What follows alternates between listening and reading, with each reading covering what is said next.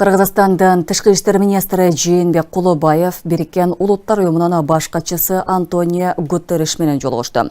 Маектештер Кыргызстандын Бириккен Улуттар уюмунун тутумундагы туруктуу өнүгүү максаттарын ишке ашыруу, климаттык иш-аракеттерди илгерилетүү, тоолуу аймактарды туруктуу өнүктүрүү жана аймактык коопсуздукту чыңдоо маселелериндеги кызматташуу тууралуу пикир алышты.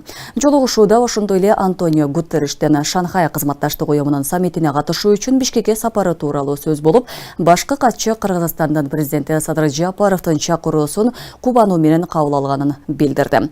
Тараптар өз ара пайдалуу диалогту жана өнөктөштүктү мындан ары бекемдөөгө, ошондой эле эл аралык аянтчалардын алкагында активдүү кызматташтыкты улантууга кызыктар экендигин ырасташты.